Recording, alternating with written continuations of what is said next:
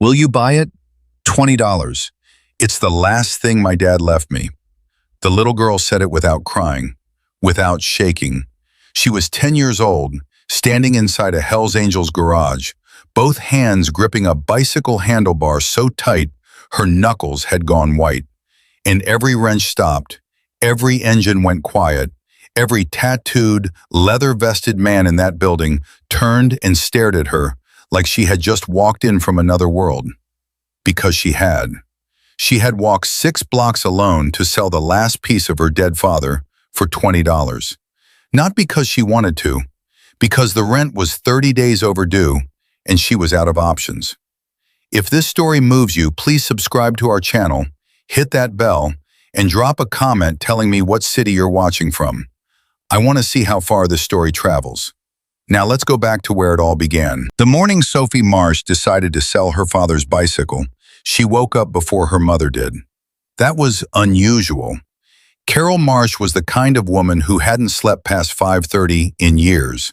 Not since Danny first got sick, not since the hospital bills started arriving in thick envelopes that she kept stacking on the kitchen counter because she couldn't bring herself to open them all at once. But that particular Tuesday in late October, Carol was still in bed at 7:15, and Sophie could hear her breathing in that heavy, exhausted way that meant she hadn't really slept at all, just closed her eyes and waited for morning to arrive. Sophie sat on the edge of her bed for a long moment, listening to the house. It was a small house, 3 rooms really, if you counted the bathroom. The kind of house where you could hear everything, the pipes when someone ran the water, the floorboards in the hallway, the way the wind came through the gap under the front door in a long, thin whistle when it blew from the north. Sophie had grown up knowing every sound this house made. She knew which step on the staircase creaked and which one didn't. She knew that the refrigerator hummed louder at night. She knew that her mother cried quietly, always in the kitchen, always after she thought Sophie was asleep. She knew a lot of things a 10-year-old probably shouldn't know.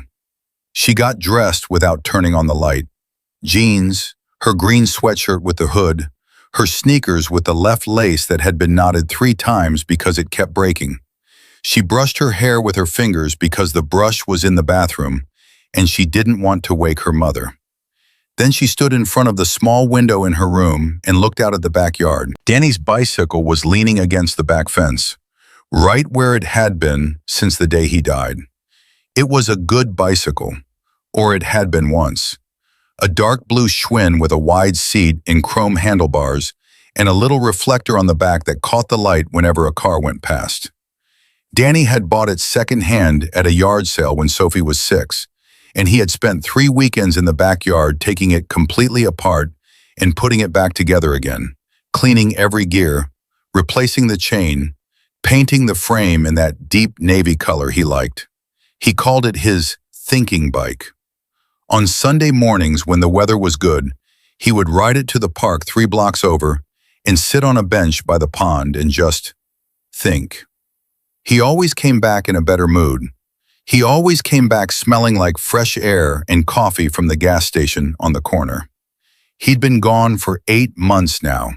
Sophie hadn't touched the bicycle once in 8 months. She went to the kitchen and found a piece of paper in the junk drawer, one of those white index cards her mother used for grocery lists, and she wrote on it in her best handwriting, "For sale, $20, good condition." She found a piece of tape and folded the card carefully and carried it outside through the back door, her sneakers leaving wet prints in the morning grass. She stood in front of the bicycle for a while before she did anything. The thing about Danny's bicycle was that it still smelled like him. She knew that was strange, maybe impossible after 8 months outside in the weather, but every time she got close to it, something in the air near the handlebars caught in her chest and pulled, like a thread tied somewhere behind her ribs being tugged gently but firmly. She pressed her lips together. She taped the index card to the handlebar. Then she went back inside, ate a bowl of cereal standing at the counter, and waited for her mother to wake up. Carol came out of the bedroom at 7:40. She was wearing her bathrobe, the blue one with the frayed cuffs, and her hair wasn't brushed yet. And when she saw Sophie standing at the counter with the empty cereal bowl, She stopped in the doorway and looked at her daughter with that expression she'd been wearing for months, the one that was trying very hard to look okay and not quite succeeding. "You're up early," Carol said. "Couldn't sleep."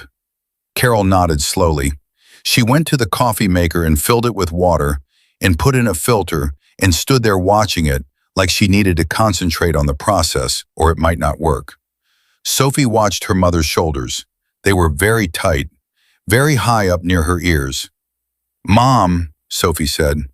The rent notice, the one that came last Thursday. I saw it." The coffee maker made a gurgling sound. Carol didn't move. "Sophie, I saw the number. I can read." Sophie set the bowl in the sink carefully. It said 30 days. Carol turned around then. Her face had that controlled, careful look it got when she was managing something. The same look she'd used at Danny's funeral when she'd stood in the receiving line for 2 hours, shaking hands and saying, "Thank you, thank you. He was a wonderful man. Thank you." It was the look of a woman holding herself together by sheer force of will.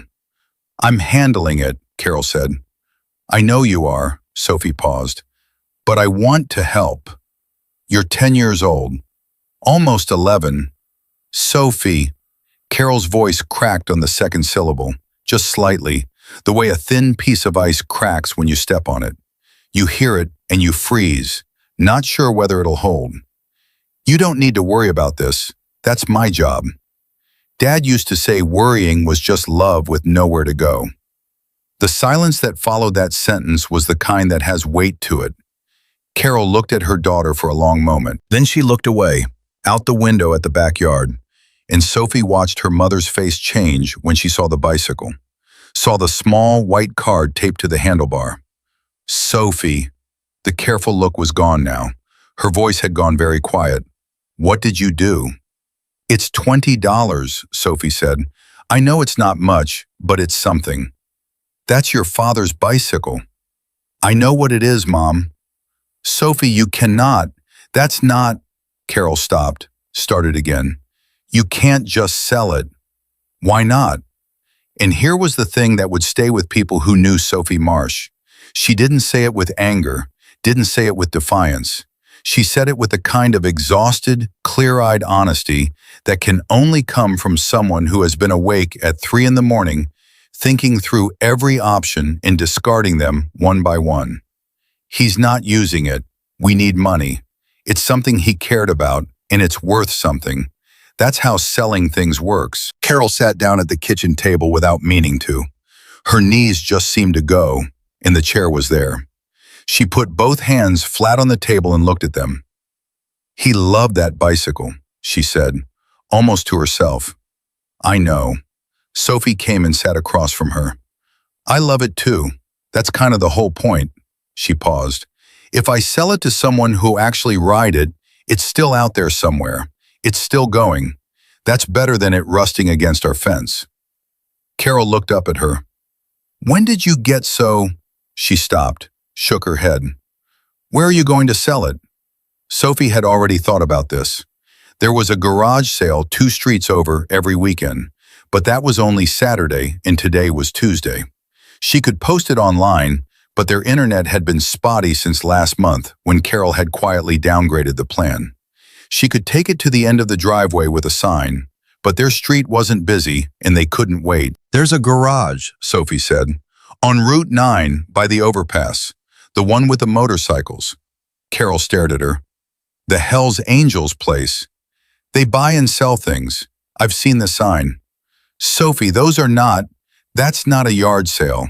Those are not people you walk up to with a bicycle." Dad knew people like that. Another crack in the ice.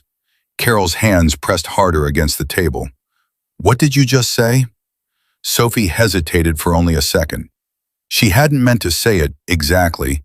It had come out from some place she hadn't quite decided to open yet. But it was out now, sitting between them on the kitchen table like a third presence. "I found his jacket," Sophie said quietly, "in the bottom of the closet, the black one, with the patches." Carol didn't say anything. "I didn't take it out, I just saw it. And I looked up one of the patches online. Sophie looked at her mother steadily. He rode with people, Mom. Before us. He had a whole, she searched for the word, a whole life before.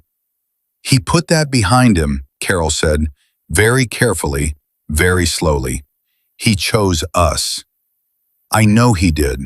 I'm not saying anything bad about it. Sophie's voice was very gentle. I'm just saying, those people on Route 9, Dad would have known how to talk to them. And since Dad isn't here, I'm going to have to figure it out myself. Carol looked at her daughter for a long time, long enough that the coffee maker clicked and beeped twice to signal it was done, and neither of them moved. Finally, Carol said, I'll come with you. No, Sophie said, I need to do this part by myself. He would have wanted me to. She wasn't sure if that was true, but she said it like it was, and something in the way she said it made Carol close her eyes and press her lips together and nod once. Not in agreement exactly, but in a kind of stunned, helpless recognition that her daughter had crossed some invisible line between childhood and something older, something harder, and there was no calling her back. The garage on Route 9 had a name on the sign above the door, but most people in town just called it the Hells Angels place, which was accurate enough. It was a working garage, actual repairs, actual oil changes, but it had the look of somewhere that was about more than just cars. There were motorcycles parked in a row along the outside wall. There were custom builds visible through the open bay doors. There was music playing, something with a heavy bass line that Sophie could feel in her sternum before she was even close. And there were men, big men mostly, in various states of working, some in coveralls, some in leather vests over thermal shirts, tattoos on their necks and hands and forearms, the kind of faces that had seen enough of the world to have stopped being surprised by most of it. Sophie walked up the driveway pushing Danny's bicycle. She had brushed her hair.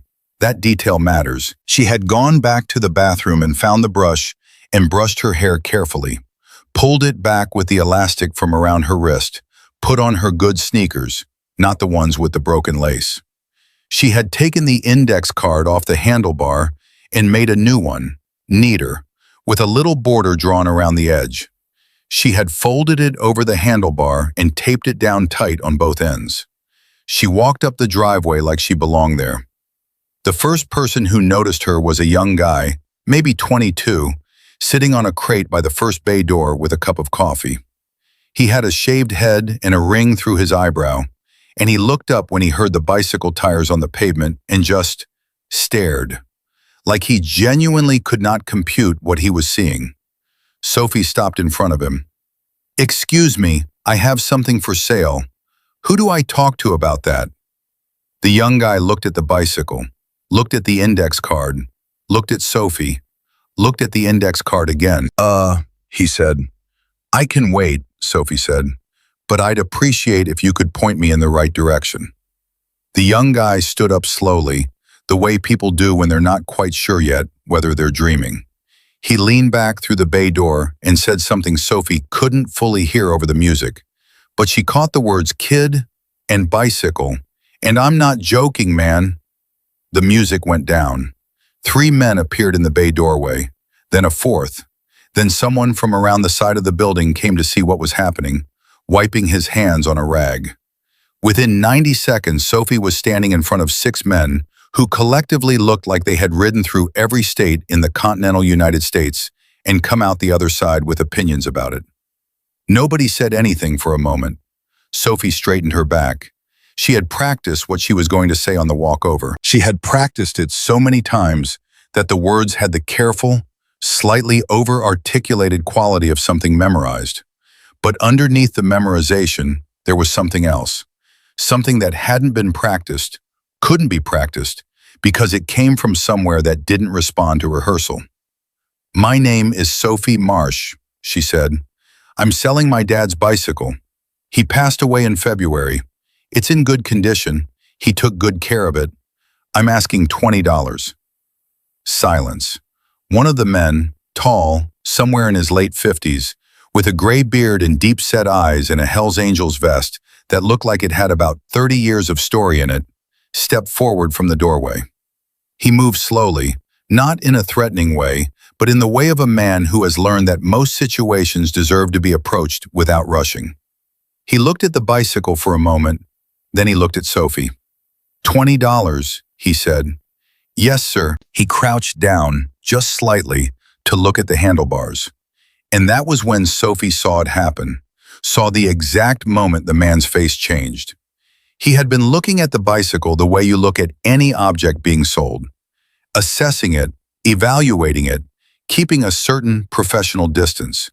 And then his eyes found the handlebar, just above where Sophie's left hand was resting, and something shifted behind his face, something old and sudden. He straightened up slowly. When he looked at Sophie again, his voice was different, quieter, careful in a new way. What was your dad's name? Sophie's grip tightened on the handlebar. Danny, she said. Danny Marsh. The man didn't move, didn't speak, just looked at her with those deep-set eyes.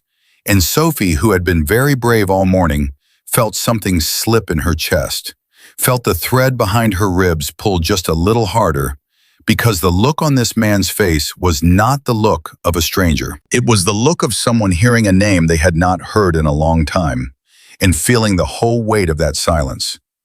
Danny Marsh, the man said, slowly, like he was placing it somewhere. Yes, sir. Sophie's voice was steady, barely. The man looked at the bicycle again. Then he looked at the other men standing behind him in the doorway. Sophie didn't know what passed between them in that look, some language she didn't have the words for yet. Then he looked back at her. How old are you? He said. 10, almost 11. You walked here by yourself. It's only 6 blocks.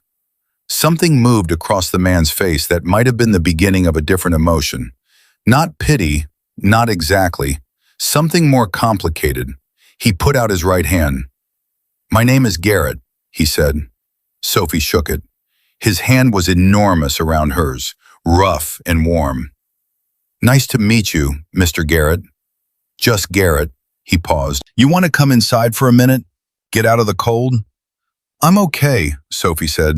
I just came to sell the bicycle. I know, Garrett nodded slowly. But there's some things I'd like to talk to you about first. About your dad.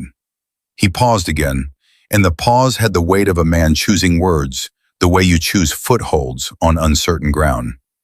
If that's okay with you. Sophie looked at him. She looked at the bicycle. She looked at the index card with its neat little border, fluttering slightly in the cold morning wind. Okay, she said. She let go of the handlebar for the first time all morning, and she followed Garrett into the garage. What happened in the next 40 minutes would take Sophie years to fully understand. Not because it was complicated, exactly, but because it contained the kind of truth that 10-year-olds can feel completely without yet having the language to explain it. The truth that a person's life is bigger than the life you knew them in.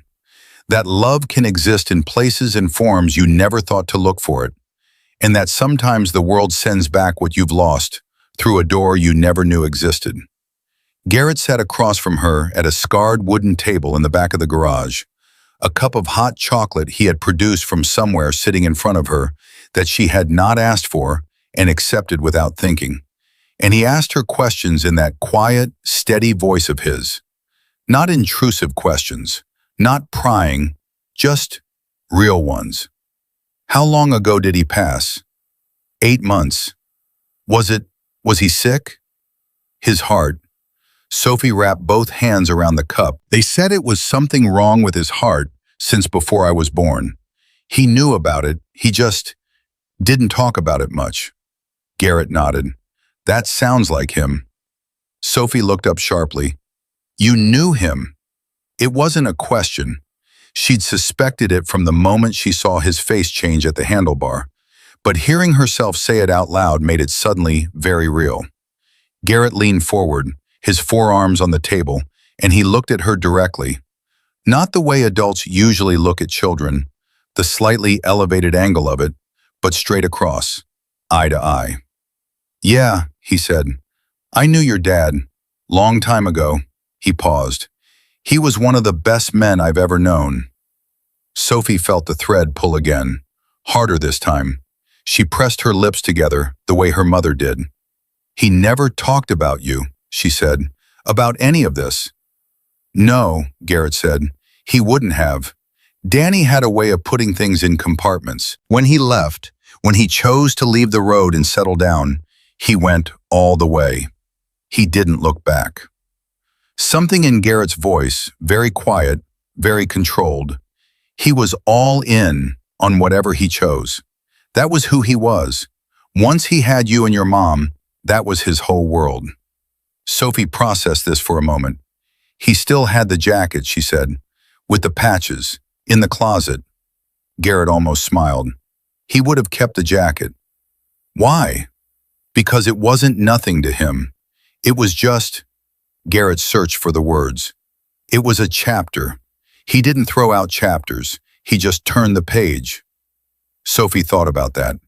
She thought about her dad on Sunday mornings, riding his blue bicycle to the park, sitting on the bench by the pond, thinking. She wondered now what he'd been thinking about. Mr. Garrett, she said.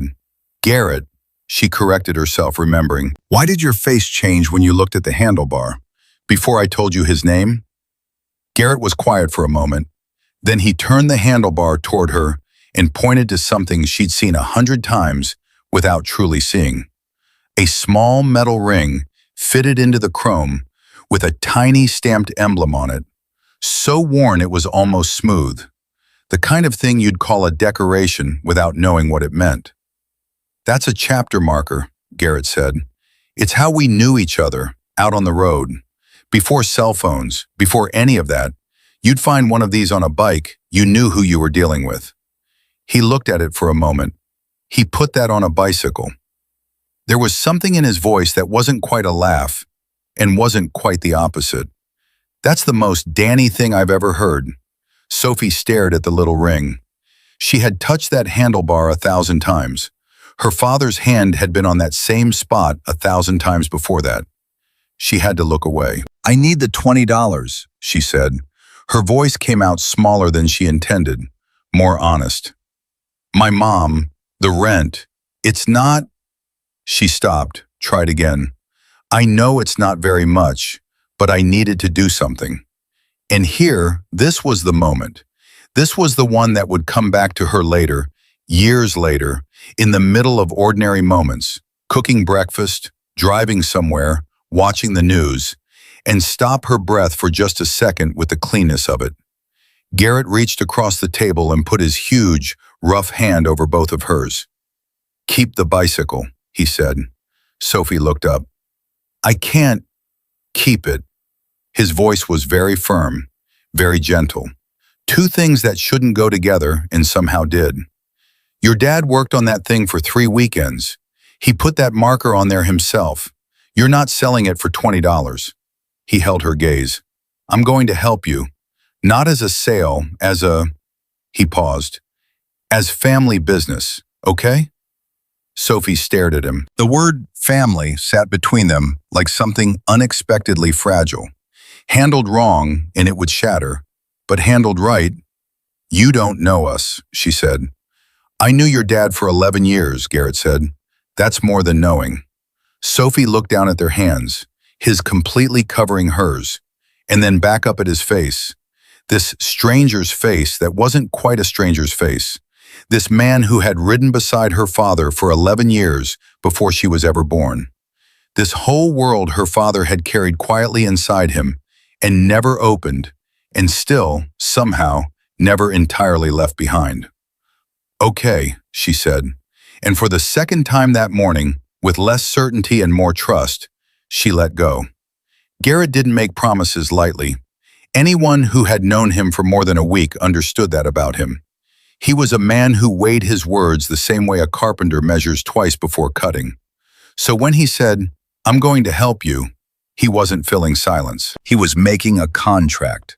He walked Sophie to the door of the garage himself, her hands back on the bicycle handlebars, the $20 index card folded and tucked into his vest pocket, without asking.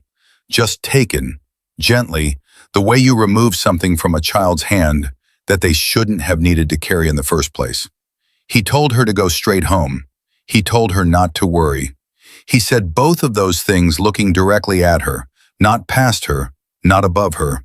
And Sophie, who had learned very early to tell the difference between adults who meant what they said and adults who were just managing her, believed him completely. She walked the 6 blocks home with the bicycle and didn't say a word to her mother about most of what had happened. She said, "Nobody bought it. I brought it back." Carol, who was sitting at the kitchen table with a cup of cold coffee and the look of someone who had spent the last 45 minutes rehearsing a conversation she hoped she wouldn't have to have, just nodded. She didn't ask questions. She looked at the bicycle through the back window as Sophie leaned it against the fence again, and she looked at her daughter's face when she came back inside. And something in what she saw made her decide to let the silence stand. That was Tuesday. By Thursday morning, everything changed. Garrett showed up at 7:45. Carol heard the knock and opened the door still in her work uniform. She had the early shift at the diner on Clement Street, 6 to 2, and she was running 6 minutes behind because the zipper on her left shoe had stuck and she'd had to fight it. She opened the door expecting, she would say later, anything except what she got, which was a very large man in a Hells Angels vest, standing on her front porch holding a paper bag from the bakery on Route 9 and looking genuinely uncomfortable about it. Carol stared at him. He held up the bag. "Brought donuts," he said. "I know it's early. I should have called first. I don't actually have your number." He paused. "I'm Garrett. I knew your husband." Carol didn't move for a full 3 seconds. Then she said very carefully, "How did you find our address?" "Danny used to talk about this street, said there was a blue mailbox 2 houses down that somebody had painted without asking the city, and it drove the neighborhood association crazy." He nodded toward the street. "Still there." Carol looked over her shoulder, reflexively, at the blue mailbox 2 houses down. Then she looked back at Garrett. "He told you about the mailbox," she said. "He told me a lot of things." Garrett shifted the bag from one hand to the other. "Mrs. Marsh, I'm sorry to just arrive like this, but your daughter came to my garage Tuesday morning with Danny's bicycle and a $20 price tag, and I've been thinking about that for 2 days straight, and I can't let it sit." Something moved across Carol's face. The managed, careful look cracked. Not all the way, just enough. "She told me nobody bought it." "Nobody bought it because I wouldn't let anyone." Garrett's voice was steady. "That bicycle belongs in this family. I told her that." He paused. "I should have said the same thing to you directly. That's why I'm here." Carol looked at him for another long moment. Then she stepped back from the door. "Come in," she said. 5 minutes. I have a shift." She did not take the donuts, but she didn't close the door in his face either, which was, under the circumstances, a meaningful thing. Garrett sat at the same kitchen table where Sophie had explained rent notices in 30-day letters 2 mornings before, and Carol stood on the other side of it with her arms crossed, and the look of a woman who has been let down enough times to have developed a very efficient system for evaluating new information. "How did you know Danny?" she said, no preamble. "We rode together, 11, 12 years, before he moved here." Garrett put the bag on the table. "He never told you about that." "He told me he had a different life before me. He didn't give me details. I didn't push." Her chin came up slightly. "I respected what he wanted to keep private." "He wasn't keeping it from you because he was ashamed of it," Garrett said. "He kept it separate because he was all in on what he had with you. He didn't want that other chapter bleeding into this one." He paused. "But that doesn't mean the people from that chapter stopped caring about him." Carol's jaw tightened. "He's been gone 8 months. Nobody came." The words landed like stones in still water, and Garrett took them without flinching. "We didn't know," he said quietly. "Danny and we lost touch 5 years ago. Not because of a fight, not because of anything bad. Life. Distance. You know how that goes." He looked at her steadily. If I had known, I would have come. I want you to hear that." Carol was quiet. Her arms were still crossed, but something in her posture had shifted, just slightly, not open, not yet, but less fortified. "What do you want, Garrett?" she said. "To do what Danny would have done if the situation were reversed. Simple, direct, no flourishes. Help your family, not as charity, as a debt I didn't know I owed until a 10-year-old girl showed up at my garage with a price tag on her father's bicycle." The silence after that was a different kind, heavier, more complicated, the kind that comes before something shifts. Then Carol unfolded her arms. "She didn't tell me she talked to you," she said, almost to herself. "She just said nobody bought it." "She's protecting you," Garrett said, "same way Danny used to." Carol closed her eyes. Just for a second, just long enough. "I have to get to work," she said. Her voice was rougher than she intended. "I know," Garrett stood.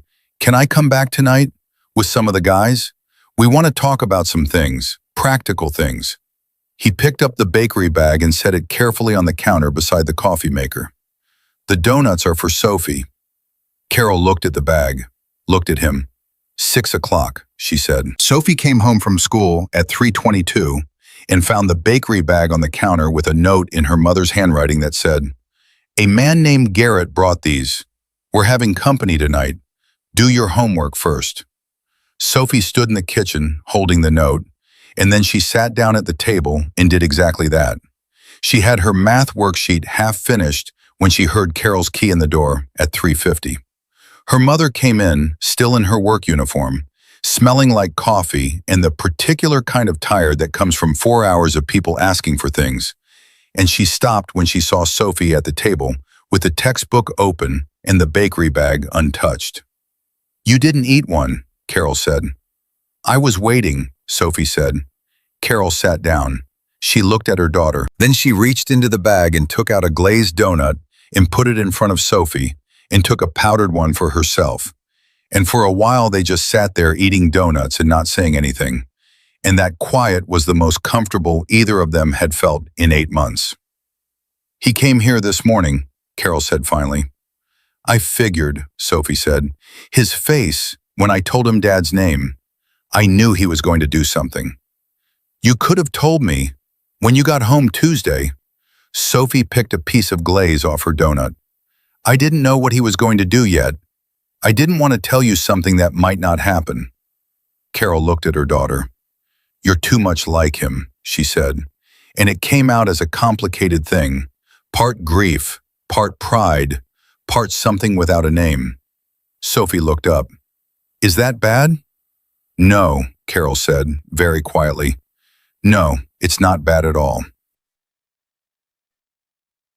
They came at 6 o'clock exactly, 6 of them, which Carol had not been fully prepared for, standing on her porch in leather and denim, and the one small mercy was that they hadn't brought motorcycles. They'd come in 2 trucks, which was somehow slightly less alarming on a residential street on a Thursday evening. Garrett was in front. Behind him was a man named Pete, who was shorter than Garrett by about 8 inches, and had the kind of handshake that made your whole arm feel accounted for.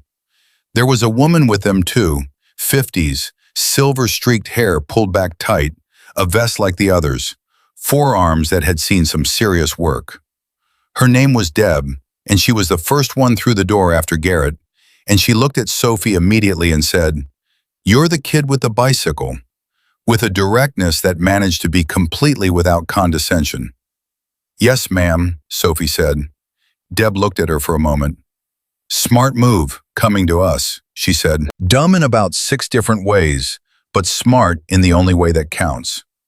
Sophie wasn't sure if that was a compliment, but decided to treat it as one. Carol's kitchen was not built for 8 people. They managed. Someone found an extra chair from the bedroom. Pete stood against the wall with his arms crossed and didn't seem to mind.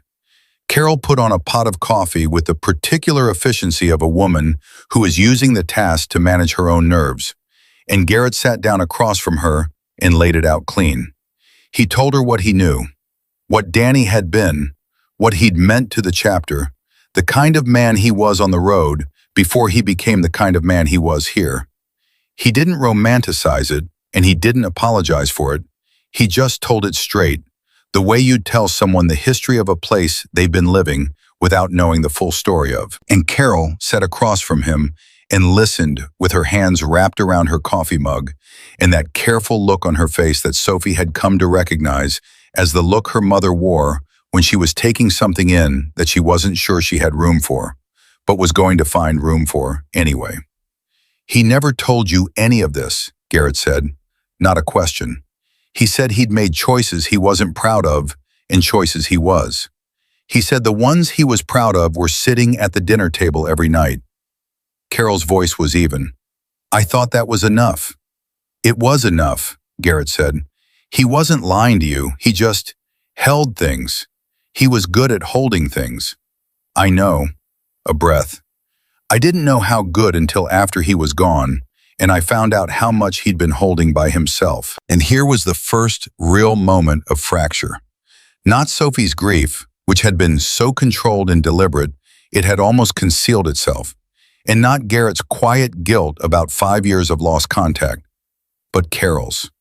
Carol, who had been managing for 8 months, who had stood in a receiving line for 2 hours, who had downgraded the internet plan and opened envelopes one at a time and not let her daughter see her cry. Carol, who sat in her small kitchen, surrounded by strangers who had loved her husband in a way she'd never known about, and finally put her mug down and said, in a voice gone thin at the edges, "What was he like? When he was young? When he was... before?" The kitchen went very quiet. Garrett looked at her for a long moment. Then he smiled, and it was a real smile, the slow kind, the kind that comes up from somewhere deep and takes its time about it. Terrible singer, he said. The worst, completely unaware of it. He'd ride with this beat-up portable radio strapped to his handlebars, singing full volume to whatever came on, and nobody had the heart to tell him because he was just so happy about it. A sound came out of Carol. Not quite a laugh, not quite a sob, somewhere in between. He sang in the shower every morning, she said. Every single morning. Off-key. Every single song, Garrett confirmed. Didn't matter the genre.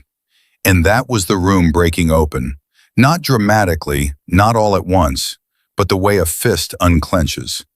Pete, against the wall, made a sound that might have been a laugh. Deb looked at the table with the expression of someone revisiting a good memory. Sophie watched her mother's face and felt something release in her own chest. That thread behind her ribs going not loose exactly, but less taut, like it had been adjusted rather than cut. They talked for an hour and 40 minutes. Garrett laid out what the chapter wanted to do, practically. They'd cover the rent, not as a gift, as a debt to Danny, and he was clear about that distinction. Carol had a skill set they actually needed. She was organized, she was good with people, she was reliable. The chapter owned a second property on the other side of Route 9, an office space that had been sitting half-managed for a year and a half. They needed someone to run the administrative side, scheduling, billing, dealing with the city permits that kept coming and going. It was real work, real pay, nothing that required her to be anything other than exactly who she was. Carol listened to all of it without interrupting. When Garrett finished, she was quiet for a moment. Then she said, "I don't want charity." "It's not charity," Garrett said. "You'd be doing us a favor. We're drowning in paperwork over there, and none of us are built for it. I'd need to see the actual work before I agree to anything." "Fair. And the rent, I'll pay it back." "Carol, I will pay it back," she said, very firmly. "I'm not saying I don't appreciate it. I'm saying I need it to be something I'm paying back, not something being done for me. Danny would understand that." Garrett looked at her for a long moment. "Yeah," he said, "he would." He paused. "Deal." Sophie, who had been sitting at the end of the table very quietly for the past hour, said, "What about the bicycle?" Every adult in the room looked at her. "Dad's bicycle," Sophie said. "What happens to it?" Garrett looked at her. I told you Tuesday, it stays with you. I know. Sophie's hands were in her lap, very still. But I want to know why. Not just because you said so. I want to understand what it means. The room was quiet. Garrett leaned forward, elbows on the table, and he looked at Sophie the same way he had in the garage. Directly, across, eye to eye. You know what a chapter marker is, he said. I showed you. The ring on the handlebar. Right, your dad put that on the bicycle he used to clear his head. The one he rode when he needed to think. Garrett paused. He didn't put it there to show off. He put it there because it was part of him. Not a part he was done with. A part he carried. Same as he carried you. Same as he carried your mom. His voice was very steady, very low. The bicycle isn't just a bicycle, Sophie. It's evidence. Evidence that he didn't split himself in half when he changed his life. He brought it all with him, all of it. He looked at her, including us, even when he didn't know it. Sophie stared at him. The thread in her chest pulled once, hard, and then, for the first time in 8 months, it didn't hurt. It just held, steady and real, like something that was always supposed to be there. She nodded once. Okay, she said, and then, because she was 10 years old and she had been holding herself together since February and she had sold her father's bicycle that morning and gotten it back by afternoon and sat at this table for almost 2 hours learning who her father was before he was her father. And because the man sitting across from her had just explained why none of that was a contradiction, Sophie Marsh put her forehead down on the kitchen table and cried. Not politely, not quietly, the way children cry when they finally feel safe enough to. Nobody said anything. Nobody tried to fix it. Deb put a hand on her back, warm and steady. Carol reached across the table and held her daughter's hand. Garrett sat still, and in his stillness was something that looked, if you were paying attention, very much like the same thing Sophie was doing, just held behind 60 years of knowing not to. The donuts were still on the counter. The coffee had gone cold. Outside, the blue mailbox 2 houses down caught the last of the evening light. And in that small, crowded, completely inadequate kitchen, something that had been broken since February began, quietly and without announcement, the long work of becoming something else. Sophie cried for 6 minutes and 14 seconds. She knew because she counted, not to stop herself, but because counting was something her brain did automatically when she was trying to manage something too big to hold all at once. Her father had taught her that. When things get loud inside, he used to say, give your brain something quiet to do. She lifted her head on 60 seconds. She made it to 3 minutes and 14 seconds the next time. By 6 minutes and 14 seconds, she was breathing evenly, her hands flat on the table, her eyes red but dry, and she said, without preamble, sorry. Not to anyone specific, to the room. Deb, whose hand was still on her back, said, don't you dare apologize for that. My mom says crying in front of strangers is, your mom, Deb said, looking across the table at Carol with a look that was equal parts respect and humor, has been holding it together for 8 months by herself and deserves to have a few of the rules renegotiated. Carol made a sound that was almost a laugh. Fair, she said. That was how Thursday night ended, not with grand declarations or dramatic resolutions, but with cold coffee and crumpled napkins and a kitchen that smelled like bakery donuts and engine grease, and the particular human warmth of too many people in too small a space. Garrett and the others left at 8:10. He shook Carol's hand at the door, formal, careful, respectful in the way of a man who understood he was entering a space that hadn't asked for him and was proceeding accordingly. He looked at Sophie and said, bring the bicycle by Saturday. I want to tune it up. The chain sounded loose when you walked it in. Sophie looked at him. You could hear the chain from 20 feet away? When you've been around bikes as long as I have, he said, you hear everything. He left. The trucks pulled away from the curb. Carol closed the door and stood with her back against it for a moment. eyes closed, like a person debriefing herself after something larger than expected. "Mom," Sophie said, "I know. He's a good man." "I know that too." Carol opened her eyes. "That doesn't mean I'm not going to verify every single thing he said before I agree to anything." Sophie nodded. Dad would have done the same. Carol looked at her daughter. "Stop doing that," she said, but there was no edge in it. "Doing what?" "Knowing things," Carol said. And for the second time that week, it came out as something complicated. Part grief, part wonder. The look of a mother watching her child become someone she hadn't yet caught up with. Carol went to the office on Route 9 the following Monday morning. She went alone, before her diner shift, in her good coat, with her resume in a folder, even though no one had asked for it, because she was Carol Marsh, and that was how she did things.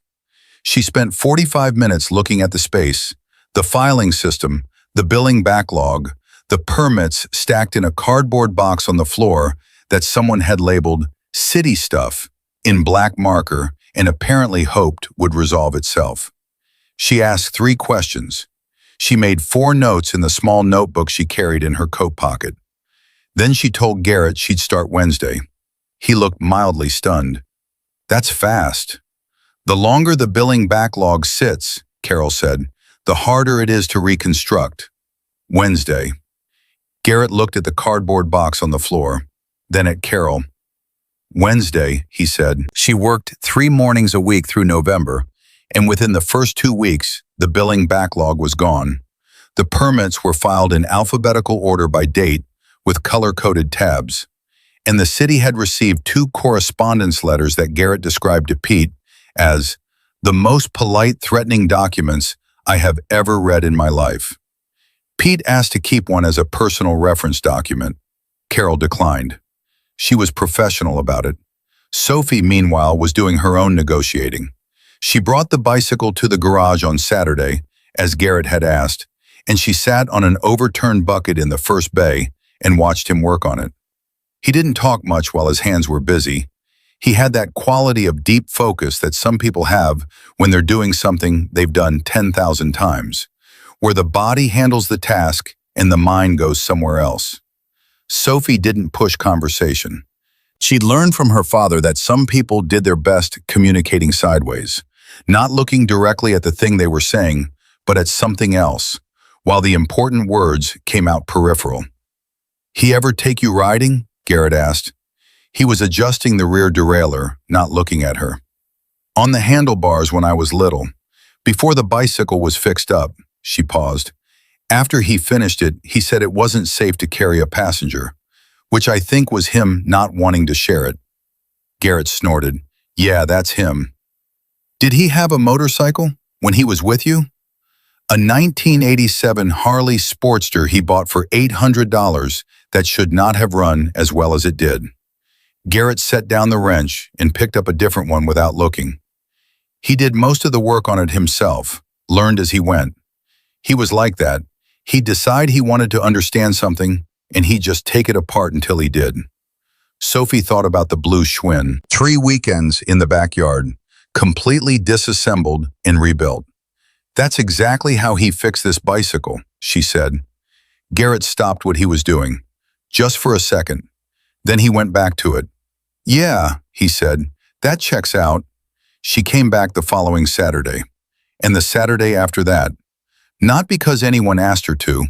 Garrett certainly didn't invite her, not in so many words, but because she had figured out, with the same quiet precision she brought to everything, that this garage was a place where her father still existed in the present tense, where the people who knew him talked about him like he was still real, still specific, still a man with opinions and habits and a terrible singing voice, not a softened, grief-managed, funeral program version of himself. Here, Danny Marsh was still whole, and Sophie needed that more than she had words for. By the 3rd Saturday, people had stopped being surprised to see her. Pete saved her the bucket with the folded tarp on top without being asked. Deb, who came in on weekends to handle parts orders, started leaving a hot chocolate on the workbench inside the door at 9 o'clock, on the assumption that Sophie would arrive by 9:15, which she always did. The young guy with the shaved head and the eyebrow ring, his name turned out to be Marcus. He was 23, and he had been with the chapter for 18 months. Started teaching her the names of tools without making a lesson of it, just handing her things and saying the name and taking them back, the way you teach a child to read by pointing at words while you're already telling the story. It was Marcus who found the box. He wasn't looking for it. He was pulling an old parts catalog from the back of a high shelf in the storage room one Saturday in mid-November, and the catalog was stuck. And when he yanked it free, a shoebox came with it and hit the floor, and the lid came off, and 3 things slid out across the concrete. Marcus looked at them. Then he went and got Garrett. Garrett stood in the doorway of the storage room and looked at the 3 items on the floor without picking them up. A photograph, face up, showing 4 men on motorcycles in a parking lot somewhere, squinting against bright sun. A folded piece of paper, yellowed at the edges, and a small metal pin, the kind you'd put on a jacket lapel, with an enamel design that Garrett recognized immediately. He crouched down. He picked up the photograph first. He stared at it for a long time. Marcus, leaning in the doorway, said, "Is that?" "Get Sophie," Garrett said. Marcus went still. "She's outside with Pete. I know where she is." Garrett's voice was very level. "Go get her." Sophie came in 30 seconds later, wiping grease off her hands with a shop rag. She'd been helping Pete with a brake cable, actually helping, not just watching, because she had been paying attention for 3 Saturdays and had decided that watching without participating was not how her father would have handled it. She came into the storage room and looked at Garrett crouched on the floor and said, "What happened?" with the directness she always had, the one that didn't leave room for softening. Garrett held up the photograph. Sophie took it. She looked at it for 5 seconds. Then her hand went very still. In the photograph, 4 men on motorcycles, sun in their eyes. 3 of them she didn't know. The 4th one, on the far left, leaning back against his handlebars with his arms crossed, and a grin that she had seen approximately 10,000 times in her life, on a face she had touched 10,000 times, was her father. He was young, younger than she had ever seen him in any photograph she'd grown up with. He couldn't have been more than 25.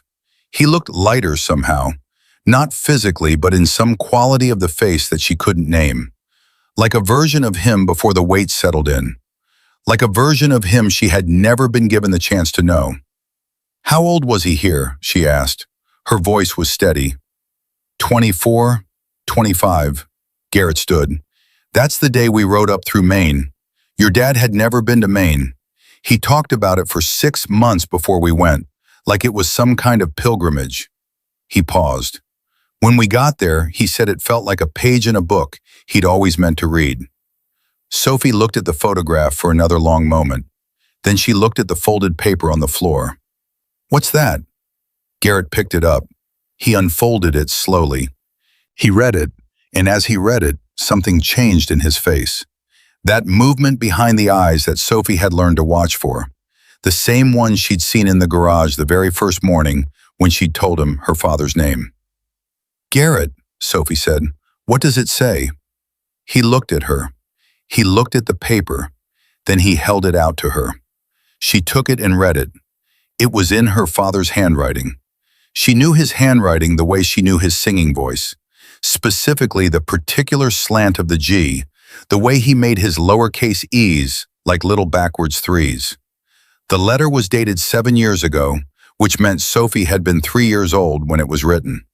It said, "Garrett, if something ever happens to me before I get the chance to say this in person, I need you to know that I don't regret a single mile.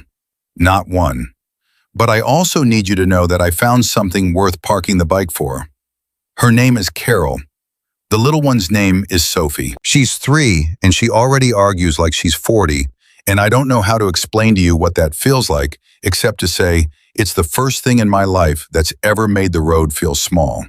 Not bad, just small. Like I finally found where I was going. If you're reading this because something went wrong, look in on them. Not to fix anything, just to let them know they were known. D. Sophie read it twice. Then she folded it, carefully, along the original crease lines. Then she held it in both hands and stood very still, and the storage room was quiet except for the distant sound of the garage and the radio and Pete's voice outside saying something to Marcus. Garrett didn't say anything. He understood, the way people who have actually experienced grief understand, that there is a specific moment when someone receives something they had no idea they needed, and it takes approximately 30 seconds for the full weight of it to arrive. He waited. It arrived at 28 seconds. He wrote this, Sophie said. Her voice was barely there. 7 years ago. Yes, he wrote it in case something happened, so you'd know to find us. Yes, he planned for this. She looked up at Garrett and her eyes were doing the thing they'd done at the kitchen table Thursday night, filling up, but differently now. Not the grief cry, something else, something that didn't have a clean name. He made a plan for us. Before anything was wrong, he already thought about us being okay without him. Garrett's voice was rough at the edges when he said, "That's the most Danny thing I've ever heard, and I've said that twice this week." And Sophie laughed. It came out startled, half caught, the kind of laugh that happens when your body needs to do something with an emotion too large for either tears or silence. And then it turned into something else. And then both. And Garrett put his hand on the top of her head, the way you'd steady something precious that was in danger of tipping, and she let him. That was the moment Marcus, standing in the doorway, decided he was going to be the best unofficial older brother this kid had ever had. He didn't say that out loud. He went back to the brake cable, but he decided it. The pin was the last thing. Garrett picked it up after Sophie had composed herself, after she had tucked the letter into her sweatshirt pocket with the careful deliberateness of someone securing something irreplaceable, and he held it in his palm and showed it to her.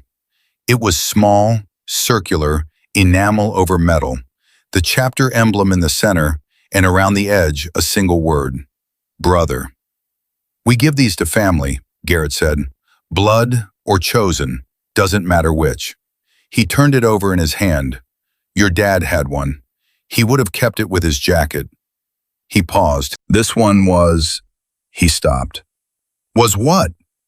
Garrett was quiet for a moment, in the particular way of a man arriving at something he hadn't entirely prepared to say. "This one was made for you," he said. Sophie stared at him. "Danny had it made 2 years ago. He dropped it off here himself, said to keep it until she was old enough. I forgot." His voice had something rough in it that he didn't entirely manage. "I forgot it was here, and I'm sorry for that." Sophie looked at the pin in his palm. "He came here 2 years ago," she said slowly. "He drove to this garage." "Yes." "And you saw him?" "Yes." Garrett's jaw tightened slightly. "Last time I saw him in person. We had coffee in the office, talked for about an hour. He looked good. He looked really good, happy. He talked about you the whole time." He paused. "And then he left, and I had 1,000 things happening, and I put the box on the shelf, and the time just..." He stopped. "I'm not angry," Sophie said, and she wasn't. She examined herself for anger and found only the same ache that had been there since February, the same shape of it, but now it had a different texture. Not just loss anymore, something added to it, something about a father who drove to a garage he'd moved away from to have something small made for his daughter and leave it in safekeeping. 2 years before his heart gave out, because he knew his heart, and he was not a man who left things to chance. She reached out and picked up the pin from Garrett's palm. She held it for a long moment. Then she said, "Will you put it on?" Garrett looked at her. This man who had seen things and been places, and had the kind of face that generally did not show what was happening behind it. He blinked once, slow. "Yeah," he said. "Yeah, I can do that." He took the pin from her hand and fastened it to the front pocket of her green sweatshirt. carefully, the same way he adjusted brake lines and tuned chains, with the hands of a man who understood that some things required precision, not because they were mechanical, but because they mattered. He stepped back, looked at it. "Your dad would be very annoying about this," he said. "He'd make some speech." "What would he say?" Garrett thought about it, really thought, for a few seconds. "He'd say, 'This doesn't mean anything changed. It means you were already this all along, and now you just have the paperwork.'" Sophie looked down at the pin, looked up at Garrett. "That's exactly what he would say," she said, "word for word." Garrett nodded once. Then he picked up the shoebox and carried it out of the storage room, and Sophie followed him. And Marcus handed her the shop rag she'd left on the workbench, and Pete said, without looking up, "You planning on finishing that brake cable or what?" And Sophie said, "Yes," and sat back down on her bucket and picked up where she'd left off. The letter was in her sweatshirt pocket. The pin was on the front. Outside, Danny's blue bicycle leaned against the wall of the garage, with its tuned chain and its chapter marker on the handlebar, and the mid-November light was hitting it exactly right. Nobody mentioned any of it for the rest of the afternoon. Nobody needed to. December came in hard that year, the kind of cold that makes the whole world feel like it's tightening, pulling itself inward. Carol noticed it in the way the kitchen pipes groaned in the morning. Sophie noticed it in the way Danny's bicycle needed an extra minute to roll freely after sitting overnight. Garrett noticed it in his right knee, which had been broken twice and remembered every winter personally. But none of that stopped anything. If anything, the cold made people move faster, talk straighter, cut to the point, and in the Marsh house, the point had become something worth moving toward for the first time in a long time. Carol had been at the Route 9 office for 3 weeks when she found the second problem. She found it the way she found most things, not by looking for it, but by being thorough enough that it couldn't hide. She was reconciling billing records from the previous 14 months, cross-referencing payment dates against the city permit schedule, when the numbers stopped adding up. Not dramatically, not in any way that would have jumped out at someone less precise. But Carol Marsh had worked the books at the diner for 2 years before Danny got sick, and she had a gift for the specific silence a column of numbers makes when something is missing from it. She sat with it for an hour before she said anything. She checked it 3 times. Then she went to the door of the main garage and said, "Garrett, when you have a minute." Something in her voice made him put down what he was in the middle of. He came immediately. She showed him the records. She explained what she'd found, calmly, precisely, without drama, the way a doctor delivers a diagnosis. There was a gap in the billing cycle going back 11 months. Not large enough to be catastrophic, but significant enough to matter. And the pattern of it, the specific way certain invoices were marked paid, when the corresponding deposits didn't exist, was not accidental. Garrett looked at the papers. He looked at them for a long time. "How much?" he said. Carol told him. His jaw tightened. He asked one question. Who had access to this account? Carol had anticipated the question. She slid a second sheet of paper across the desk. She had already made a list. 3 names. 2 of them Garrett dismissed immediately. The third one made him go very still. "You're sure?" he said. "The pattern starts the week after this person's access was added to the account. It stops 2 months ago." Carol paused. "Draw your own conclusions." Garrett looked at the name on the paper. He said nothing for almost 20 seconds. Then he said very quietly, "This is someone I trusted." "I know," Carol said. "That's why I came to you privately, before I put it in any official record." He looked at her. "Why?" "Because Danny trusted people carefully," she said, "and he trusted you completely. That tells me you handle things the right way." She held his gaze. "Handle it the right way." Garrett was quiet for another moment. Then he nodded once. "Give me 24 hours. "You have them." She pulled the sheet back across the desk and filed it at the bottom of a separate folder, which she labeled with a date and her initials. "Professional. clean. Exactly the kind of thing that made Garrett understand, for the first time with full clarity, that Danny Marsh had built something extraordinary when he built his family. "Carol," Garrett said at the door. She looked up. "Thank you," he said, "for coming to me before anything else." "Don't thank me," she said. "Fix it." He fixed it. The details of how, the conversation he had, the words used, the resolution reached, were not things Garrett discussed openly, but 3 days later the gap in the billing records had a paper trail. The relevant party was no longer associated with the chapter's accounts, and Garrett arrived at the office on a Wednesday morning looking like a man who had slept badly and resolved something anyway. "Done," he told Carol. "Deposits reconciled? By end of week." "Good." She handed him a coffee. "There's also an outstanding permit renewal that's 6 weeks late. I drafted a letter to the city. It's on your desk." Garrett looked at the coffee, looked at her. What would Danny say if he could see all this? Carol picked up her own coffee. "He'd be insufferable about it," she said. "He'd say something like, 'I told you she was the best,' and then he'd take credit for the whole thing somehow." Garrett laughed, a real one, sudden and short. "That is exactly what he would do." "I know my husband," Carol said, and for the first time since February, she said it in the present tense without immediately correcting herself. Neither of them mentioned it. Both of them heard it. Sophie heard nothing of the billing situation at the time. Carol kept that separate, the way you keep a repair from a child not because they can't handle it, but because it isn't theirs to carry. What Sophie knew was that her mother was coming home from the Route 9 office on Wednesday mornings with a different energy. Not happy, exactly. Happiness was still complicated terrain, but purposeful, pointed, like someone who had been a boat without a rudder for 8 months and had finally gotten their hands back on one. What Sophie was dealing with that December was something else entirely. It started at school.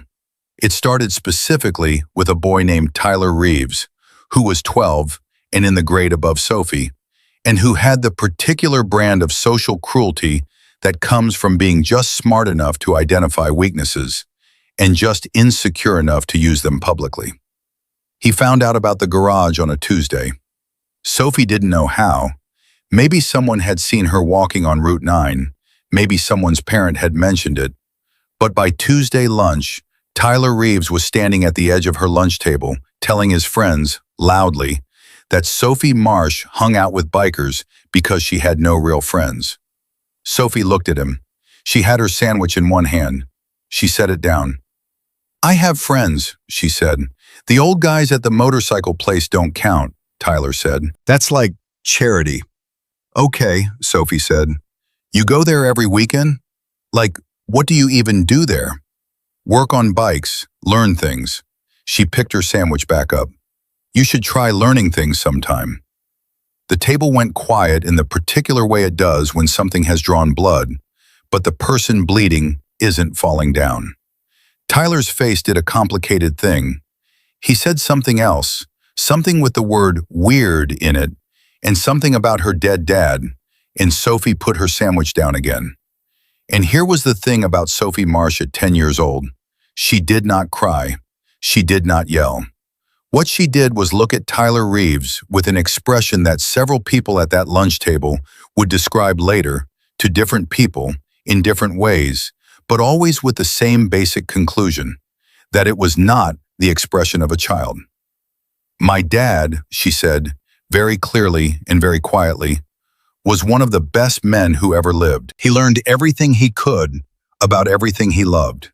He took broken things and made them work.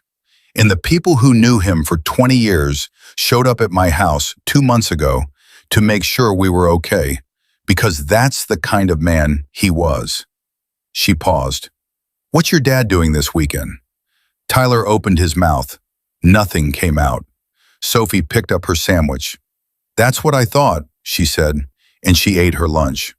She told Marcus about it on Saturday, not because she needed help with it, but because she'd found that Marcus was the right person for stories that needed to be told sideways. You aimed at the general area of the thing, and he helped you find the actual center. Marcus listened, leaning against the workbench, arms crossed. When she finished, he was quiet for a second. Then he said, "You said that? To a 12-year-old?" "He started it. I'm not saying he didn't. I'm saying—" Marcus paused. "Sophie, that was the most Garrett thing I've ever seen someone say, and you've known Garrett for 6 weeks." Sophie considered that. "Is that good?" "It's extremely good. It's also a little alarming. You're 10. Almost 11. Stop saying that." But he was smiling. He uncrossed his arms. "For what it's worth, you're right about your dad. I never met him, but I've heard enough. He was the kind of person who makes everyone around them a little better without trying." He paused. "That's the rarest thing there is." Sophie was quiet for a moment. "Marcus?" "Yeah." "Did Garrett ever tell you about the letter? The one in the box?" Marcus nodded carefully. "He mentioned it. Dad wrote it so that if something happened, Garrett would find us." She was looking at her hands. "But Garrett didn't know something happened. He found out because I walked in with a bicycle." "Yeah, which means the letter was a backup plan that almost didn't work." She looked up. "Dad made a plan, but the plan had a gap in it. He forgot that Garrett wouldn't automatically know to look." Marcus was very still. "Where are you going with this?"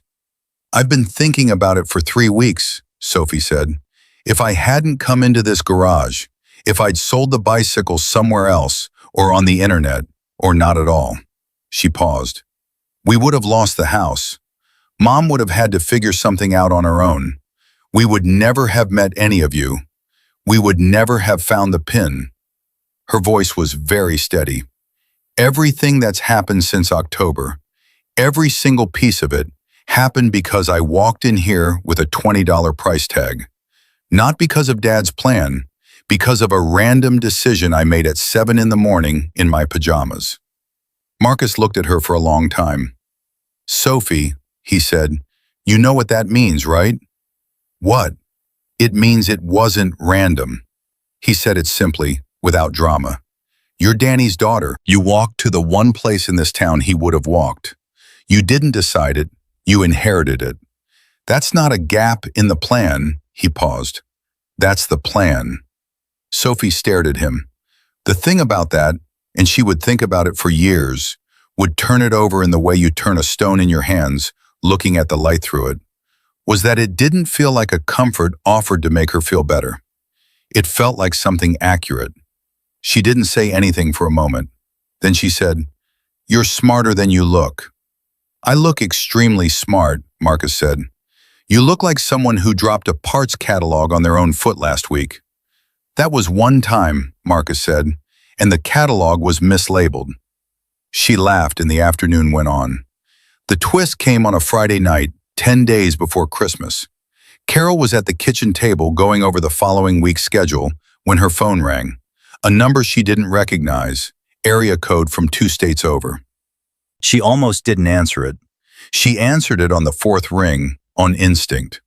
The voice on the other end was a woman's, older, careful, with the specific cadence of someone who has practiced what they're going to say and is still nervous about saying it. "Is this Carol Marsh?" the woman said. "Yes," Carol said. "Who's calling?" A pause. "My name is Ruth Marsh," the woman said. "I'm Danny's mother." The kitchen went very quiet around Carol. She was holding the phone so still it might have been carved there. "Danny's mother," Carol said. I know it's been a long time. I know he and I didn't—" The woman stopped, started again. "I found out 3 weeks ago, about Danny. A cousin of his saw an obituary. Eventually someone thought to tell me and I—" Another stop. "I'm sorry I'm calling so late. I didn't know how to do this earlier." Carol closed her eyes. 8 months. Danny had been gone 8 months, and his mother was calling now, 3 weeks after finding out, and Carol was sitting in her kitchen feeling approximately 7 different things at once, and none of them were simple. "How did you get this number?" Carol said. She wasn't accusing, she was buying time. "Garrett," Ruth said. I called the garage, he's the only number I had. He told me you were—" He said it would be okay to call, but he said to say it was your choice entirely. Of course he did, Carol thought. Of course Garrett put it exactly in her hands. Mrs. Marsh, Carol said carefully, I'm going to be very honest with you, because I think that's what Danny would have wanted. Please, Ruth said, please be honest. I don't know what happened between you and Danny. He didn't tell me the details and I didn't push, but I know there was distance and I know it hurt him, even if he didn't say it directly. Carol paused. I know that because he was a man who kept his hurt quiet, and the quiet about you was a particular kind. Ruth made a sound on the other end of the phone. Very small, very controlled. I have a daughter, Carol said. Sophie. She's 10. She never met you. She doesn't know you exist. A breath. I need to think about what's right for her before I decide anything else. Do you understand that? Yes, Ruth said, barely audible. I understand completely. I'm going to need a few days. Take whatever you need. I'm not trying to force anything. I just needed to. Ruth's voice broke finally on the last word. I needed to tell someone I was sorry. I needed somewhere to say it. Carol sat with that for a moment, the weight of it. A grandmother Sophie had never known, calling on a Friday night 2 states over, having spent 3 weeks working up to dialing a number. Grief making people do things they should have done years earlier. The terrible arithmetic of time wasted. I'll call you back by Monday, Carol said. I promise. She hung up. She sat at the kitchen table without moving for 4 minutes. Then she got up, went down the hall, and knocked on Sophie's door. Sophie was at her desk doing homework, the enamel pin fastened to the strap of her backpack, where she'd moved it from the sweatshirt so it was always visible. She turned when Carol knocked. She took one look at her mother's face and said, What happened? Carol sat on the edge of Sophie's bed. She looked at her daughter, this 10-year-old who counted seconds to manage grief, who had walked 6 blocks to a biker garage on a Tuesday morning, who had held the last piece of her father for 8 months without letting go, and then handed it over and gotten something larger back. How do you feel about grandmothers? Carol said. Sophie stared at her. What? Hypothetically, how do you feel about the concept? Mom, what happened? Carol told her all of it, straightforwardly, the way Sophie had taught her by example that things ought to be told. She watched her daughter's face as she talked, the careful processing, the stillness, the way Sophie's hand moved to the backpack strap and touched the enamel pin without seeming to realize she was doing it. When Carol finished, Sophie was quiet for a long moment. Dad knew her, Sophie said. His whole life he knew her. Yes. And he never talked about her. Not directly, no. But he kept the hurt quiet. Sophie was looking at the pin. Like he kept everything hard quiet, she paused. Because he didn't want the people he loved to carry what he was carrying. Carol's throat tightened. Yes, that's exactly right. That's not okay, Sophie said, to carry everything alone. No, Carol agreed, it's not. But it's also, Sophie struggled for a second, it's also because he loved us, right? That's why he did it. Yes. So it's both things at once. Sophie looked up at her mother. It's wrong and it's love at the same time. Carol looked at her daughter. Yes, she said quietly. Yes, that's exactly both things. Sophie turned back to look at the pin for a moment. Then she looked at her mother with an expression so direct, so clear-eyed, so entirely and specifically her father's daughter, that Carol felt it like a hand on her sternum. Call her back, Sophie said. Tell her we're not making any promises, but we'll talk. Sophie, he carried it alone his whole life, Sophie said. That's done now. We don't do that anymore. She turned back to her homework. Call her back, Mom. Carol looked at her daughter for a moment longer. Then she stood and went back to the kitchen, and on Saturday morning she called Garrett first. She wants to call Ruth back, Carol said. Sophie told you to, Garrett said immediately, not a question. How did you know? Because Danny would have said exactly the same thing. A pause. And because that kid has been making the right call every single time since October, and I stopped being surprised by it 2 weeks ago. Carol was quiet for a second. Garrett, should I do this? I think, Garrett said carefully, that you already know the answer. You're just checking whether somebody else knows it too. Carol looked at the phone in her hand. Yeah, she said. Yeah, that's fair. She called Ruth Marsh on Saturday afternoon, with Sophie sitting at the kitchen table doing homework, and the enamel pin on the backpack strap leaning against the chair between them, and the blue mailbox catching the cold December light 2 houses down, and Danny's bicycle in the backyard, tuned and rested and waiting. Ruth answered on the second ring, like she'd been sitting next to the phone since Friday. Mrs. Marsh, Carol said, it's Carol. I know, Ruth said. Thank you for calling. We'd like to talk, Carol said. My daughter and I. No promises beyond that. A breath on the other end of the line. Long, shaking slightly. The breath of someone who has been holding it for longer than one phone call.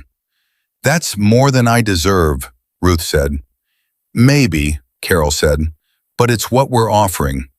She reached across the table and covered Sophie's hand with hers, and Sophie looked up from her homework and looked at her mother, and something passed between them.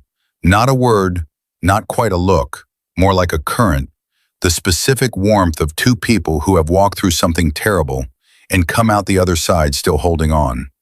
Sophie squeezed her mother's hand once and held on. Ruth Marsh arrived on the Saturday before Christmas, 2 weeks after the first phone call.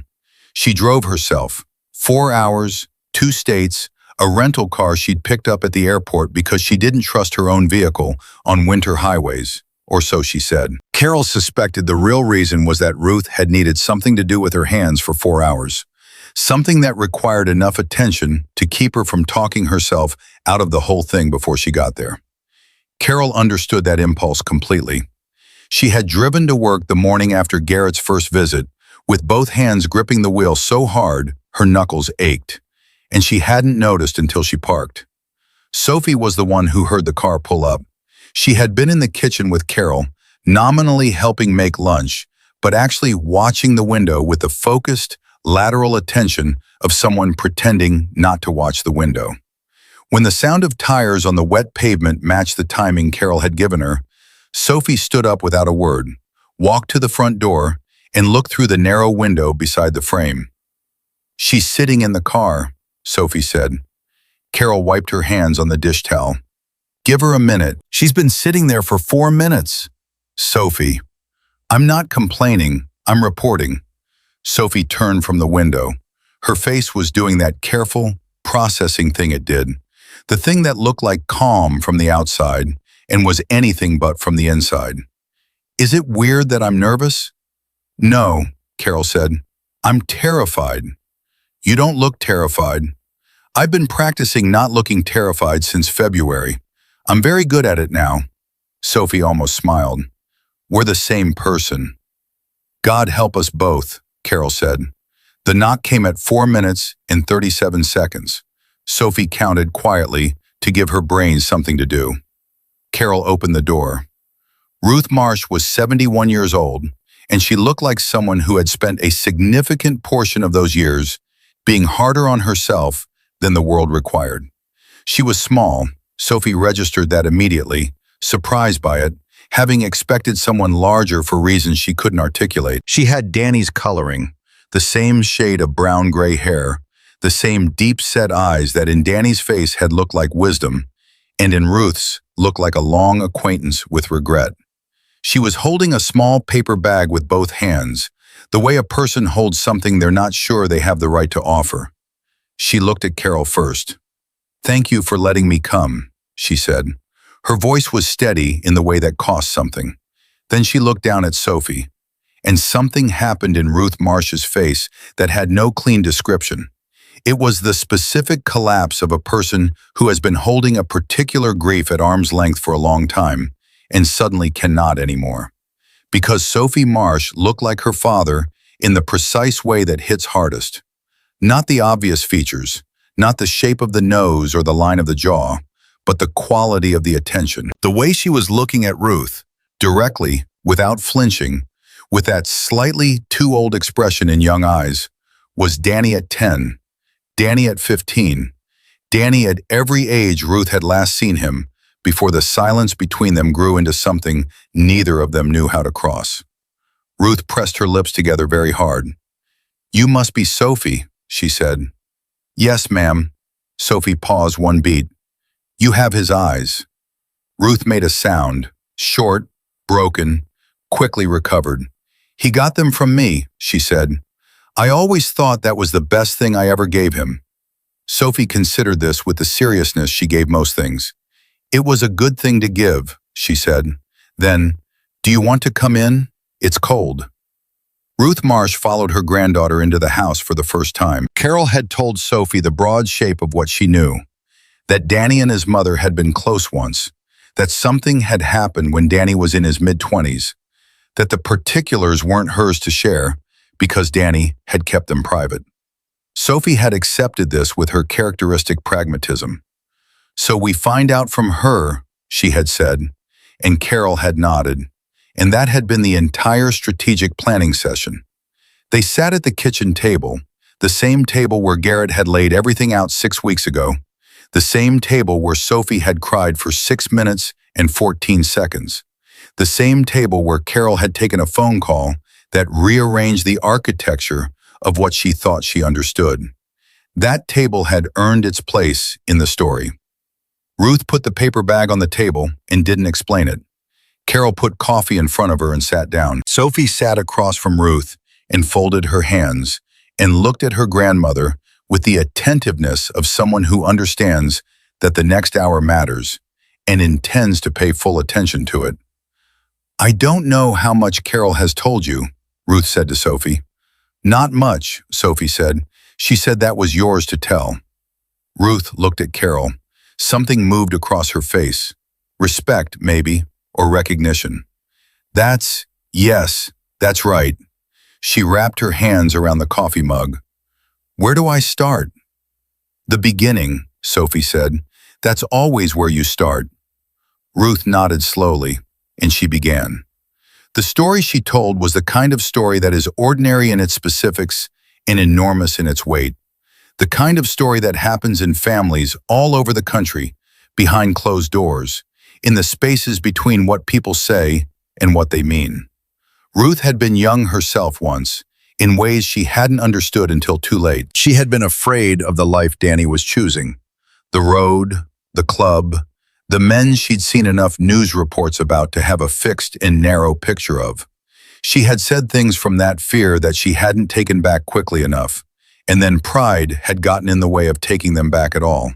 And then a year had passed, and then 2. And at some point the distance had calcified into something that felt permanent, even though it had started as temporary. "He called me," Ruth said, 2 years before he died, out of nowhere. I hadn't heard his voice in 3 years. Carol looked up sharply. Sophie went very still. "He called and he said..." Ruth stopped. Her jaw worked for a moment. "He said, 'Mom, I need you to know I'm okay. I need you to know I'm happy. I'm not calling to fight about anything old. I'm calling because I have people now, and they're everything, and I needed you to know that they exist.'" She paused. "He told me about you, Carol. He told me about Sophie. He said Sophie was almost 8 and she was..." A small, aching sound. "He said she was the funniest person he'd ever met, and she didn't know it yet." Sophie's chin came up slightly. Her eyes were bright. "He called you 2 years ago," Carol said. Her voice was very careful. "And you didn't... We never knew." "I know." Ruth's voice had gone raw. "I told him I needed time. I said I needed to process. And he said, 'Okay, Mom, take your time.' The same way he always said things. Patient, like he had all the time in the world." She looked at her hands. "And then he died 4 months later, and I had taken my time." The kitchen was very quiet. It was the kind of quiet that could become a verdict, could settle into blame, and stay there, hardening. Sophie felt it in the room. She felt the weight of it, and she made a decision with the speed and clarity she'd been making decisions since October. "He knew you needed time," Sophie said, "so he gave it to you. That's who he was." Ruth looked at her. "He wasn't angry at you," Sophie said. "If he was angry, he wouldn't have called. He called because he wasn't angry. He called because he wanted you to know we existed." She paused. "He called because he was making a plan." Her hand moved to the backpack strap on the chair beside her, touching the enamel pin. He was always making plans for the people he loved. In case. Ruth stared at her granddaughter. "In case," she repeated. "He left a letter for Garrett in a box in the garage, so that if something happened, Garrett would find us." Sophie's voice was steady. "He called you so that if something happened, you would know we were real, so you could find us." She looked at her grandmother directly. "He was already thinking about this 2 years ago. He gave you the information you needed." A breath. "The rest was up to you." Ruth Marsh put both hands over her mouth. Her shoulders shook once, hard, and then she pulled it back. The controlled, private grief of a woman who had been practicing it, in her own way, for just as long as Carol had. "He was smarter than me," Ruth said through her hands. "He always was."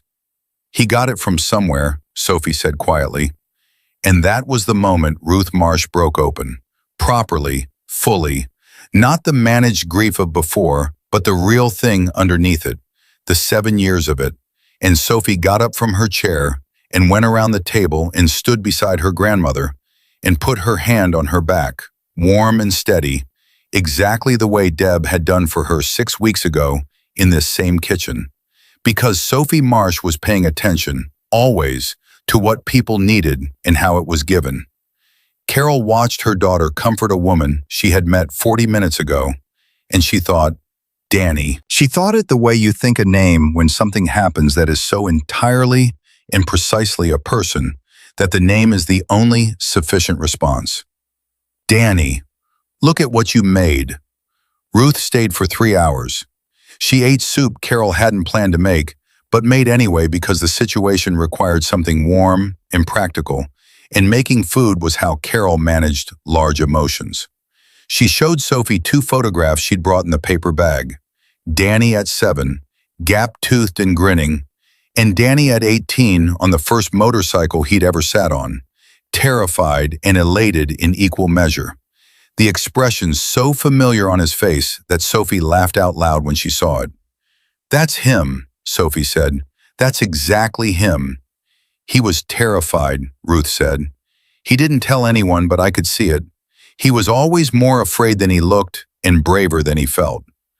"I know," Sophie said. She was still looking at the photograph. "I'm the same." Ruth looked at her granddaughter for a long moment. Then she reached across the table and covered Sophie's hand with hers.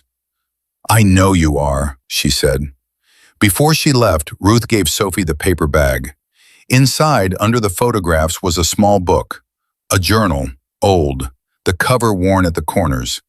Danny's name was written on the inside front cover in handwriting Sophie didn't recognize. Ruth's. "He kept this when he was about your age," Ruth said, "until he was about 15. I found it in a box after I found out." She paused. "I think you should have it. I think he'd want that." Sophie held it in both hands.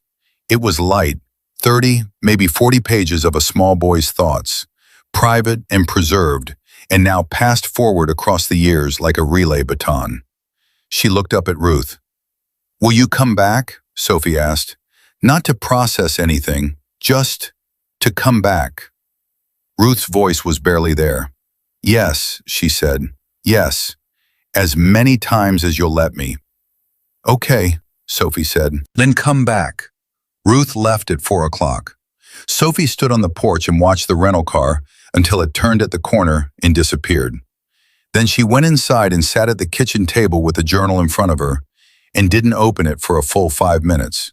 Just looked at it, letting the fact of it settle. Carol sat across from her. Neither of them spoke for a while. "Mom," Sophie finally said. "Yeah." He spent his whole life connecting things, making sure people were connected. The letter to Garrett, the pin, the call to Ruth, the chapter marker on the bicycle. Sophie looked at the journal. He was always building bridges in case he wasn't there to walk across them himself. Yes, Carol said softly. He was. That means all of this. Sophie gestured, a small movement that somehow encompassed the table, and the house in the garage 6 blocks away, and Ruth's rental car heading toward the highway. All of this is him. He built this from before we even knew we needed it. Carol reached across and tucked a strand of hair behind Sophie's ear, the way she'd done since Sophie was an infant. You built some of it too, she said. Don't forget that. He built the bridges. You're the one who walked across them. Sophie absorbed that. The letter came the following morning. Not a letter, a card really, slipped through the mail slot sometime before Carol's alarm went off, in an envelope with Sophie's name on the front in Garrett's handwriting. Sophie found it when she came downstairs at 7, before her mother was up, standing in the hallway in her socks with her hair unbrushed.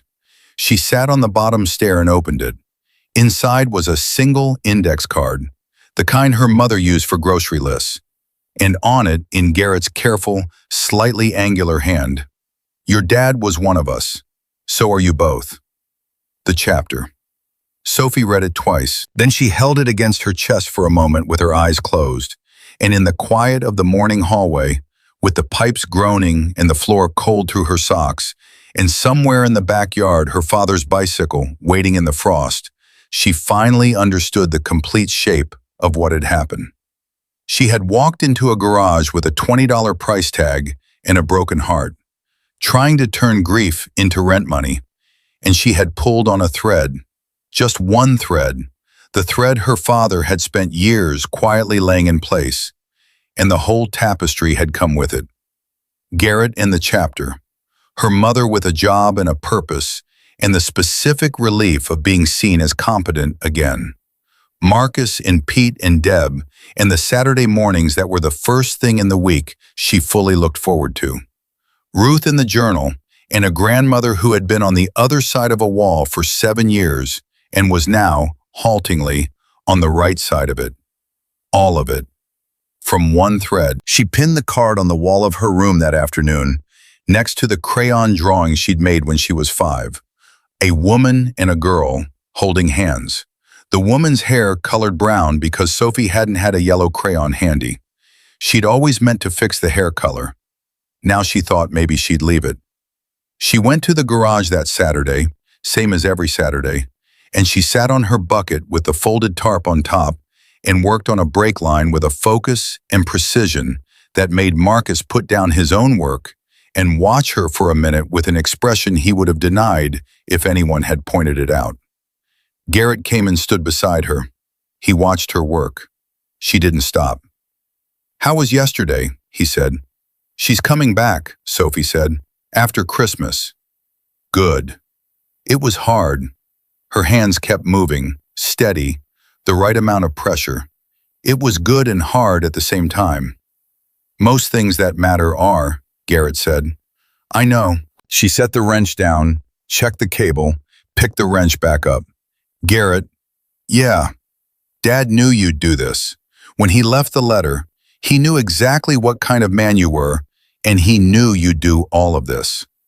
She didn't look up. "I want you to know that I think he was right." Garrett was quiet for a moment. The garage made its sounds around them, metal and rubber, and the radio playing something with a heavy bass line, the ordinary noise of work being done. "He was usually right," Garrett said. His voice was rough at the edges. It was annoying. Sophie smiled, looking down at the brake line. "I know. I heard." The Saturday before Christmas, the whole chapter showed up. Nobody had announced it, or if they had, they hadn't announced it to Sophie or Carol, who arrived at the garage that morning expecting the usual, and found instead every member they'd met and several they hadn't, and 2 long folding tables set up with food that Deb and 3 other people had clearly been cooking since early morning, and someone had strung lights along the bay door frames that were definitely a fire code violation and absolutely worth it. Carol stood in the doorway and looked at all of it. Then she looked at Garrett. "Did you plan this?" she said. "Deb planned it. I just didn't stop her." "There are 40 people here. Chapter's bigger than you think." Carol looked at him for a moment with the expression she'd been developing over 6 weeks, the one that meant she was recalibrating something. "Danny never told me how big the chapter was." "Danny never told you a lot of things," Garrett said, "but he left you all the doors. You just had to open them." Carol pressed her lips together. She looked at her daughter, who was already across the garage talking to Marcus with the enamel pin on her jacket and Danny's journal in her backpack, because she'd started carrying it the way she'd once carried the pin. Close, constant, a piece of evidence that she was known. "He left us the doors," Carol repeated, quietly, like she was placing the words somewhere permanent. "Every single one," Garrett said. Sophie spent that morning moving through the gathering the way her father had apparently moved through his whole life. Not loudly, not in the center of anything, but fully present, touching each connection point, remembering names, asking real questions and listening to real answers. She ate food she couldn't identify and said it was good, and mostly meant it. She let Pete teach her a card trick that didn't work, but that she clapped for anyway, because Pete's face when he did it was worth clapping for. She found a quiet corner with Marcus and showed him 3 pages of her father's journal. Just 3, the ones she decided were shareable, and watched his face as he read them. "He was funny," Marcus said, looking up. "I know," Sophie said. "Nobody ever says that first." "What do they say first?" "Good, kind, hard-working." She tucked the journal back into the backpack. "All true, but funny first. That's what you notice if you actually knew him." Marcus handed the pages back carefully. "I feel like I'm starting to." "Good," Sophie said. "That's the whole point." At noon, when the food was mostly gone and the gathering had found its natural rhythm, Sophie slipped out the side door and went to where the bicycle was leaning against the outside wall. Same spot she always left it on Saturdays. She stood in front of it for a moment. She put her hands on the handlebars, left hand over the chapter marker, right hand on the grip. She thought about her father in the backyard, 3 weekends, taking this thing completely apart. She thought about him on Sunday mornings, riding to the pond to think. She thought about a man who sang off-key to every song on the radio and kept a chapter marker on a bicycle, and wrote letters in case, and made phone calls to rebuild bridges, and drove to a garage to leave a pin for a daughter who was only 8 years old. And she thought about how all of that, the singing and the letters and the pin and the 20 years of carefully laid threads, was the work of a person who loved people the way some people love a life's work, with everything, with planning, with patience, with the specific bravery of someone who knows the heart is impermanent and decides to leave as much of himself behind as possible anyway. She thought about all of that, standing with her hands on the handlebars. Then she swung her leg over the seat and pushed off and rode down the block, the cold December air hitting her face, the chain running smooth and even under her, the small chapter marker warm under her palm. She rode to the park 3 blocks from the Route 9 garage. She found the bench. She sat down. She didn't stay long, maybe 5 minutes, maybe 7. She didn't do anything in particular. She just sat where she sat, on the bench her father had never sat on, but would have loved, and let the quiet be quiet. Then she rode back. Garrett was standing outside the bay door when she returned, coffee in hand, watching her come up the block. He didn't say anything when she coasted to a stop in front of him. He just looked at her face, and whatever he saw there made him nod once, slow, certain, the nod of a man who recognizes something. Sophie got off the bicycle and leaned it against the wall. "Good ride?" Garrett said. "Yeah," she said, "really good." She went back inside. The party was still going. Her mother was laughing at something Deb had said, a real laugh, the first one Sophie had heard from her that didn't have grief underneath it. Marcus was losing the card trick again on purpose for an audience of 2. Ruth would come back after Christmas. The journal was in the backpack. The pin was on the jacket. The letter was pinned on the wall at home, next to a crayon drawing of a woman and a girl with the wrong color hair. And outside, leaning against a garage wall in the December cold, was a dark blue bicycle with a chapter marker on the handlebar, and 11 years of road in its bones, and a tuned chain that ran without a sound. Danny Marsh had left everything he could think to leave. His daughter had found every single piece of it. And the story, the real one, the one he had spent his whole life quietly writing for them, was only just beginning.